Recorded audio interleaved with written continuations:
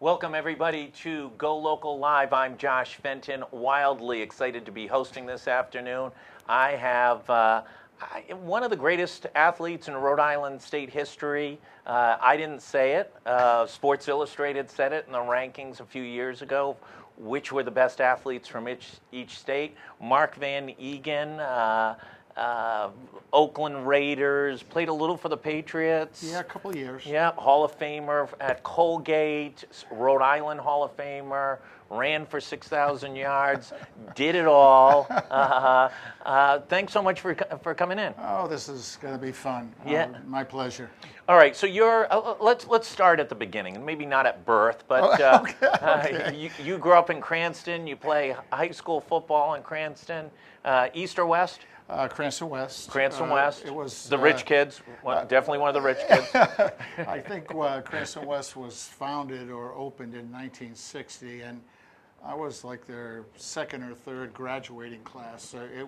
That sort of thing. But I was Cranston West. Fancy new campus out there. Yeah, Right. moved here from Massachusetts when I was in sixth grade. So I've been here long enough to be a Rhode Islander. Absolutely. Yes, I have. So you go to Cranston West, you run wild, you have a great career there, and you get recruited to Colgate. Yep. In the middle of nowhere, New York. I can say, you probably can't. I can say that. Yes. Hamilton is near Hamilton? It is in Hamilton. Yeah. By the way, the village Yeah. of Hamilton. There's not enough people for it to be a town. The village of Hamilton, New York. And you go up there and you have kind of the dream career, right? I mean, Yes.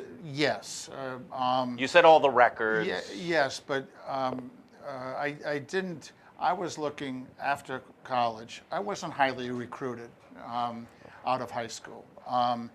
Yale recruited me, but my boards weren't good enough. Yeah. Not to Harm say. Koza, was he the coach? Yeah, I think so. BC recruited me. Back in that day, they were just amping up their football program to be a real top-notch program, and they said they were going to redshirt me. I said, "What the heck's a redshirt? I'm not going to, I'm going to school to go to school. Yeah. And I would like to continue to play football if I could."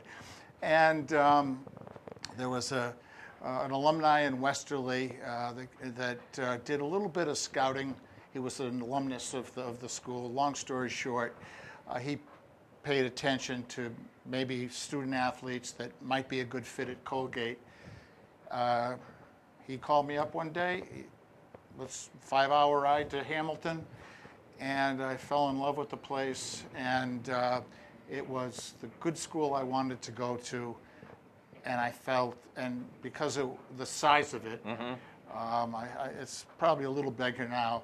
It just fit perfectly, and I had just a wonderful 4 years there. You set all the rushing records and then some. You had a huge impact on the program, and you kind of put Colgate football a little bit. It had been building a little bit on the map of sort of that, emerging football power in the East. We did get to be that. Two other Rhode Islanders that you may remember, Steve Morgan, Sure. From Westerly, and Steve Frazier, who played at Cranston High School East, preceded me there, but I played with them both 2 years. So I was with them on the Colgate team, and it's funny how things work out. We had a wonderful quarterback there. His name was Tom Parr, and we ran an offense, the triple option. Remember the triple option? You don't see it anymore. You don't see it anymore. But Tom Parr he made that offense work. I was the left halfback. And when he wasn't running, he was flipping it to me. And, in fact, my experience at Colgate didn't do a whole lot. If I had wanted to become a professional, Yeah. and keep and stuff, that wouldn't be the offense to be in, because Right, I didn't lead block. I cut blocked, and everybody knows what that difference is.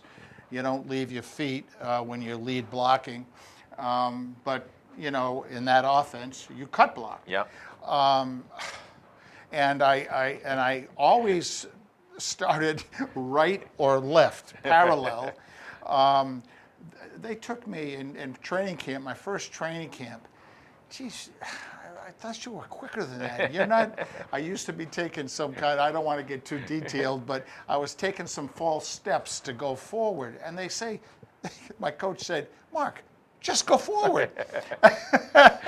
You didn't know how. So the offense that I played in certainly didn't prepare me for playing, but I'd be certainly silly to say I had a wonderful career there with a wonderful bunch of guys, and I guess I ran pretty well. Yeah.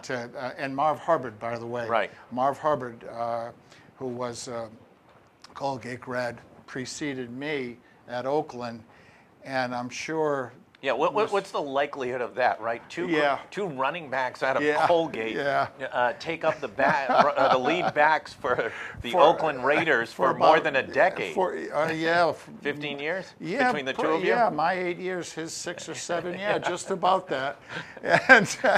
And go figure, So you graduate from Colgate in 74. Yeah, wow. In the middle of no place in New York, and you end up with the Oakland Raiders. Now, that's about as far away from Windsor Castle to Somalia, right? I mean, and not only that, in this case, because it was Al Davis, the absolute black sheep. Yep. Of the history of professional sport, right up there with Charlie Finley Absolutely.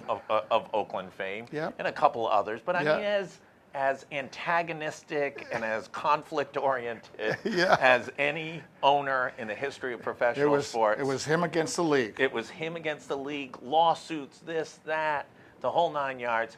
Always wore black. Yes. Always wore black. Always wore black.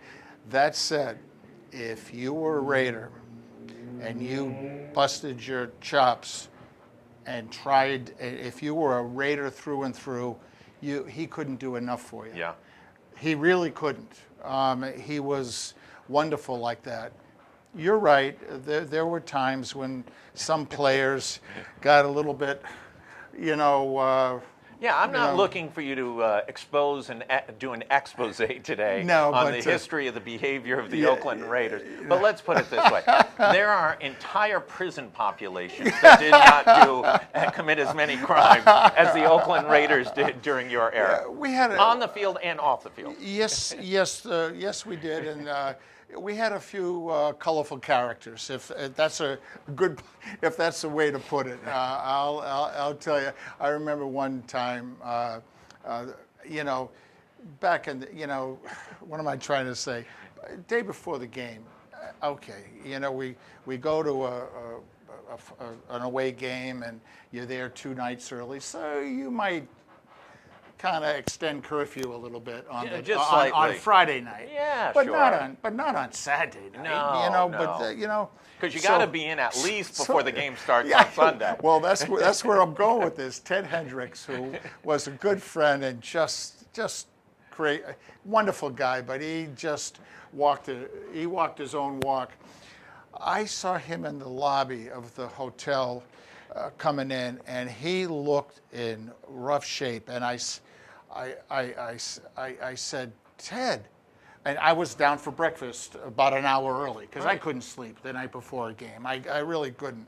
I was down there. You were a good young man, clean cut, went to Cranston West. Trying to be. You weren't going to break any rules during your career. So I see him walking in from the street through the revolving door, and he looks really tough. I said, "Ted, what time did you get in last night?" Because I know he used to always go out. He said, "Mark, just getting in." I kind of chuckled to myself, and he didn't do that all the time. Let me stop short, because he's the All-Pro and Hall of Famer that he is, because he was a tremendous athlete. And 6 foot, 6'6" or 7". I'm glad I didn't have to block him, because he had that size and range where you couldn't get into his body. You know, he could keep you away with those long arms, and he was a heck of a player. The Raiders had many interesting personalities. Kenny Stabler, obviously, sure. you played with during the almost the whole Yep, time. Was he the starting quarterback? Yeah, the last handful of years, maybe 3, was Jim Plunkett. Yeah. I mean, I can't make this up for myself. Jim Plunkett, the Heisman Trophy winner, and first pick in the NFL draft. Yes, by the Patriots. Pats, and a complete bust with the Patriots. Yes. Yes. Yeah, he was. You know, statistically and in every way, I guess he wasn't. He was supposed to be the. Thank God Ryan Leaf came along. Yeah. But Jim Plunkett had a tremendous second half of his career. Yes, he obviously. did. Yes, he did, and he was the one heck of a friend and just a class act. Yeah. Yes, he was. And one of the most interesting things, both his parents were blind. Yes. Yeah. I know. So what was it like? I mean, you didn't know anything different. The only thing you knew was Hamilton, New York, and then Oakland. And by the way, Oakland was a rough and tumble city at the time. This is not Oakland of Silicon Valley fame. This is Oakland of Newark fame. Yes, and with all due respect to Oakland, I love the city. You went home when the lights went on. Yeah. Let me just leave it like that. It was a rough and tough city. My family and I lived in a small island town by the name of Alameda, just southeast of, a couple of miles away from Oakland, but it was close to the training facility, and lots of my teammates lived in Alameda and different towns. And you played in the Coliseum at the time, didn't you? Yes, the Oakland Coliseum. Yeah, that was one of the most infamous facilities in both baseball and football history. It was one of the you're absolutely right about being infamous. That's for sure. I loved it because Mr. Davis, I still call him Mr. Davis, Al, just loved the grass, and he had the reputation of heavily watering the field before the games, especially from the 10-yard line in. We knew the home team knew how to handle that. Yes. But you had a little longer spikes than maybe the visiting team did. And he overwatered a little bit. Home field advantage, I guess you call it that. So you're playing there. They are a powerhouse team in the NFL. And a star team. It was kind of the Cowboys and the Raiders were kind of the premier teams, kind of like the Patriots. Steelers and of that day, yes. Kind of like the way the Patriots are today, a dominant franchise. Correct. And then you add into it the Al Davis factor and just the controversies and fighting with the league and all those things, that bad boy. And then add the bad boy. So you kind of had it all. You had a dominant, you weren't going to play second fiddle to the Oakland A's at the time. You guys were going to be the major controversy. You win a Super Bowl. Yes, I had the good fortune to be on 2 Super Bowl championship teams. The Raider team, my first 3 years there, 74, 70, well, maybe first 2 years, the team had played and lost to either the Broncos or the Steelers, like for 3 or 4 years in the AFC Championship game. It took us a while. My 76. So were you guys kind of a little bit of losers going in during that period? Kind of Buffalo Bills or Minnesota Vikings that you couldn't get over the hump? Yeah, you couldn't win the big one, I guess was what was starting to, fester. Fester, good word. And when we beat the Steelers and broke through in Pittsburgh, by the way, which I'm glad we broke through there. Less car fires than there would have been in Oakland. We went on and who do we played in the Rose Bowl against the Vikings in '76 and beat Fran Tarkenton and that crew. Sure. And that was a good crew that they had. And I happened to be the leading rusher in that game. I'll always remember. I mean, I'm out there on the field. Colgate, remember? Colgate now. Cranston West, Colgate. I'm thinking about, geez, USC, UCLA, Yeah, right. Michigan State came here. I'm on the same field. I mean, I'm not kidding. I'm not kidding. Not to the point where I was distracted, but when the defense was on the field, I looked around at 105,000 people looked like, and I said, "Oh my God!"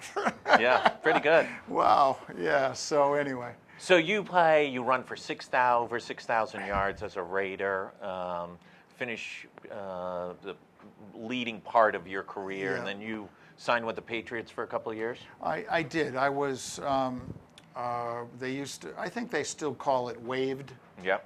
When you become waived, the team basically is done with you. Yeah. Either you're injury waived because you're hurt and no use to anybody, or you're just waived. Sure. In my case, I had 8 years. Yeah. 8 good years. Yeah. We had 2 Super Bowl wins. I guess they thought they got as much out of me as they could, but also they had just drafted one Marcus Allen. A decent player. Yeah, kind of. A wonderful guy too. Wonderful. If you're going to get beaten out, And- it's not a bad. At least it wasn't some guy named Yeah. Vinny that no one ever heard of. You got beat out by Marcus Allen. But he was in a different position. He was a halfback. I was a fullback, and we had a fullback-dominated offense. Yep. Marv Harvard, me. When they drafted Marcus, obviously you're going to stand him up. Yeah. Like a tailback stands up and accentuate his greatness. So they needed they didn't need a fullback that could run Right. and gain yards that badly. They needed somebody to block for him. Right. And it made sense that I was expendable, and I got waived. I said, okay, 8 years. My wife Nancy and our children were born out there. We were away from home. Yeah. We couldn't have been in a better part of the country. We loved it there. But we were, I said, I was done. Yeah. I was done. And then if the Vikings or the Bears or anybody had picked me off of waivers, Yeah. I'm not kidding you, 8 years, didn't expect 8 weeks. I had a good career. Yeah. But the Pats picked me up. And I said, ooh, that's just a half hour up the road. Not bad. Why not? Right. And also, the offensive backfield coach, Lou Erber, was my backfield coach in Oakland. He had gone to New England, and he called me up, which he's not supposed to do. You're not with people when you're on waivers. You're not supposed to influence them in any way. But he called me up and said, "Mark, I'm putting in the same offense you've run for 8 years. We could use you for a couple of years." Who was that Patriots head coach then? Oh, jeez. I mean, it changed every year. It was Rod Rust one year, and Oh, a guy from Syracuse another year, and gosh. Quite frankly, I think I forget. I forget. Many Patriots fans during that era have tried to forget that period of time. That was a transition, period. No, actually, it was all a bad period. Yeah. Growing up, being a Patriots fan. Oh, There was the one no. good year in 1976 in which the Patriots lost to the Oakland Raiders Yep. on a controversial call oh, that we're yeah. all still bitter yes. about. We think the tuck rule is the only viable response to the terrible roughing the passer call on Sugar Bear Hamilton. I got you. Yes. Not that it's not burned in my memory. I didn't have to look that one up. No, there was some bad blood. So the Patriots finally look like they're going to be good. And what happens? This is how bad a team, a franchise it was. Chuck Fairbanks decides he's going to leave to go to University of Colorado. Like, who leaves?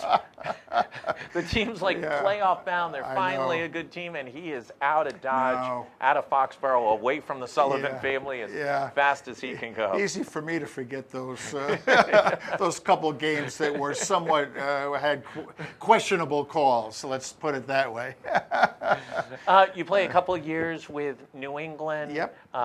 They were maybe not the most memorable seasons on the field. But they were. Were they? They were, and maybe not on the field, but in the transition home. The transition home.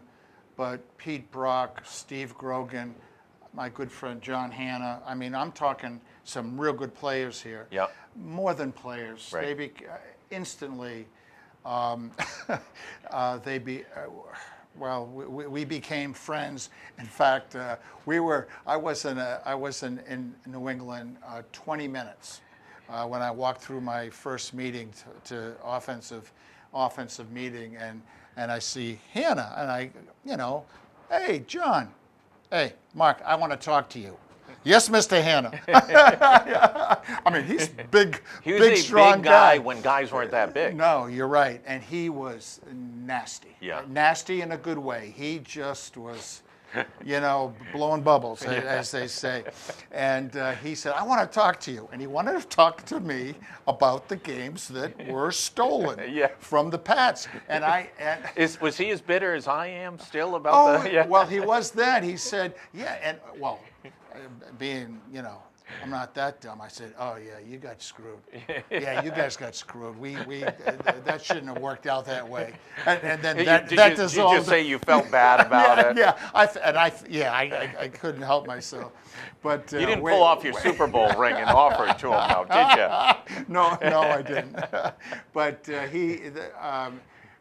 we didn't have a good record-wise. I think we were 5, and I don't know how many games we played then, maybe 14 then. We had a 500 record. Yeah.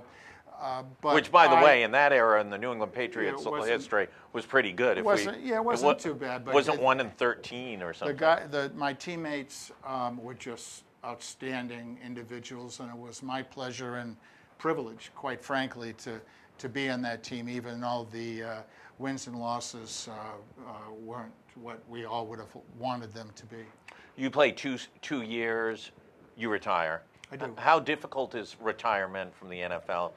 Your entire adult life, you have lived the NFL life in a very different era than it was now. What was the most you ever made as a?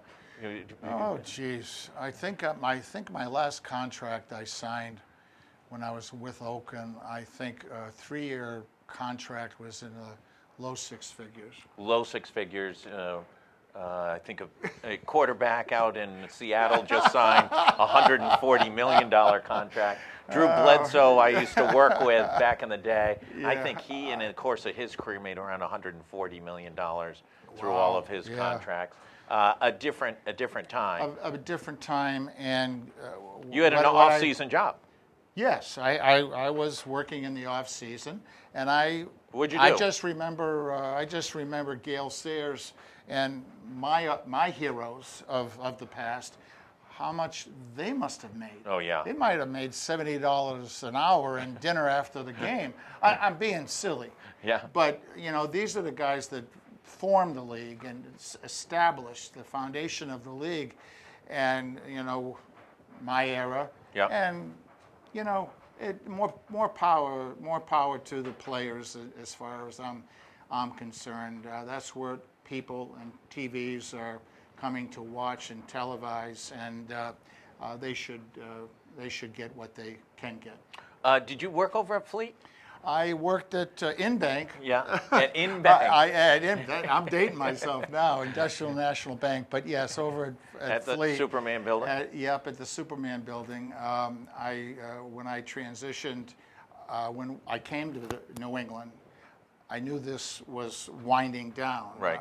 My body was kind of telling me a few really things. 10 years in the NFL as a fullback? Really, that had a little impact? Yeah, so I knew that I had to hit the ground running, when I said, Mr. Sullivan, I'm not going to play next year, blah, blah, blah. And so when I did retire, play my last game, I gave myself a couple weeks, but I was in training at Fleet Industrial National Bank. It became Fleet for a while. Then I went to work in the commercial insurance area with another company here in town until I ended up, when I was out of football for good, I worked for the Andover Companies. Oh, great. The Andover Companies is a personal lines based insurance company up at Andover, Massachusetts, and I worked for them for 30 years.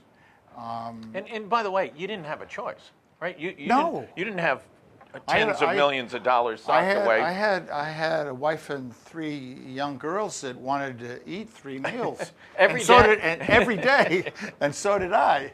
So no, it was different then, and I'm not complaining about that. Absolutely. I'm not complaining about that one bit, but so that's how that went. How was your body when you retired? Better than it is now. I just saw Teddy Bruschi, I think, ran Boston Marathon. I have to say, I was pretty surprised because most of the former professional athletes that I know, the wear and tear catches up with them pretty quick. Yes, it does. Let me see. I retired when I was 34ish, or give or take, and I had my first knee replacement when I was 52. Yeah. Now, my mother didn't play football, I'm pretty sure. She had 2 knee replacements when she was 82. Yeah. And here I am, so I was going to get them sooner or later. Arthritis ran in my family. Yeah. But, a lot of... 30 years ahead of... So because I had to have them so quickly, I also had to have them again. Yeah. So you're good at it. Yeah, I'm good at it, and I'm not going to play any basketball or do much jogging, but I can walk fine. I'm very, I've had a shoulder or this, but anybody who's played the sport has had their bumps and bruises, and you kind of expect it. But I'm still looking at the grass. Yeah. From up here. Yeah, that's right. One of the biggest issues especially in football is the issue of CTE and impact of concussions over the decades. Yeah. I played 30 years of lacrosse and got knocked out any number of times. I'd be far smarter if I hadn't played so much lacrosse. Oh boy. And you are 8,000 times more impacted by it. You're part of the group that's got a class action suit against the NFL. Most of the retired players are. Yeah, most of you'd be silly not to to be part of that group. Anybody, if you wanted to take part, you had to get a baseline assessment, as they call it, a couple of years ago, I guess, when they first were offering them, and which I did, and have stayed with whatever they've told me to do. Over the years. I'm not looking for a handout, but... well, I think that it's been pretty clear that the league knew of the implications of it, no different than tobacco companies, and didn't maybe share it as much as they had an obligation to do so. That's probably, I couldn't say it any better than that, and that did go on, and I didn't know it at the time, right. But that's... Well, I think if you're a little bit older than me, not much, and when you played sports in these eras, and you got your bell rung. Bell rung. Right? You were a competitive person. You snapped out of it, and no one ever wanted to leave the field or the court or the ice. Smelling salts. Yes, smelling salts. I remember one of those bell ringing, I should say, bell ringing. I forget where we were, but well said. I remember one of those, and I was disoriented in the huddle, and Plunkett at the time said, "Mark, you look tired." I didn't know which sideline was mine, so I get to the sideline. George was our trainer. Mark, what's the matter? He thought, or the doctor comes over. They knew what was the matter. Oh, we can fix that. They took out a, what I said, smelling salts, and boy, did that wake me up. I only missed the series, and I went back in. That was the game. Oh God, that was the game. When you watch an NFL game now, do you watch regularly? Yes, Yeah. of course, yeah. And Patriots fan? Yes, I am. Yeah, nice. Yes, I am. I do have trouble when they play the Raiders. Little split loyalty there. I got a little black blood that's still in there. So when they play each other, and they haven't played many meaningful games of late because the Raiders are in transition. They're in transition. They've fallen on bad times or hard times. But yes, I do like to watch, and it brings back good memories. You see the game, the amount of the game's transitioned quite a bit. I mean, you functionally barely can touch a quarterback. You can touch them between here and here on Tuesdays between 4 and 6, only in leap year. Oh yeah. And you remember how many times Kenny Stabler got hit? Yes, I did. What's your thought on the game, where the game's going, and where the athletes are going? Well, it's obviously the game is still as popular as it's ever been. Insane. So insanely popular. So the fact that they won't let a fullback lead with his head, right, or a middle linebacker lead with his head, right, to come get you, doesn't seem to have made a big difference in the owner's pocketbook. Nope. And the players are healthier for it, so that's all good. It's still, it's when I say of course it's the same game. Yeah. It's the same game, as rough and tough as it's always been. Ferociously fast. Yes, very, very much so. Yeah. I mean, really, you don't have a chance. If you have time to think, you're done. Yeah. You have to be reacting always to, at least in my position. You don't say, well, I think I'll take it. You're just reacting to what's happening in front of you. And if you want to, do a good job, that's how you play it. When you look back, what are your fondest memories? Fondest memories, geez. How could I not say the 2 Super Bowl wins, one in New Orleans, and the other one in the Rose Bowl that I had already mentioned. I mean, obviously that was huge, and oh my God, right, Colgate, and here I am, right, I do remember some. I do remember some games. We lost in New England. It was the first time I played as a professional in front of maybe some people that would know me or right, something. I remember that game. How many tickets did you get asked for? Oh, 20 or something. Whatever it was, and. I had games in Pittsburgh and Denver. There's a handful of games. It's not just necessarily the win, although how can you not be excited about a Super Bowl win? Yeah. That's awesome. Especially in New Orleans, because there was probably 2 days that you don't remember afterwards. That's Thank right. God there are no cell phones back in the day, right? Oh boy, but there were a lot of other games that are dear to my heart, just for whatever reason. I want to thank you so much. It was a great, God, we were at it for 40 minutes. That quick? Yeah, thank you so much. One of my all-time favorite athletes. It's a real honor to have you on. Hopefully we can get you back. Maybe do a little analysis next NFL season. We'll get you back here. It's been my pleasure to be with you today. It really has. And thank you. Mark Van Eeghen, Cranston West, Hall of Famer at Colgate. Certainly should be in the Oakland Raiders Hall of Fame. We got to get working on that. All-time, for a period of time, one of their greatest runners. 2 Super Bowl rings, a stint with the New England Patriots. one of the best running backs ever to play in the NFL. Real pleasure to have on Go Local Live today. We'll be back tomorrow up at the State House with Kate Nagel. I want to thank everybody for tuning in to Go Local Live today.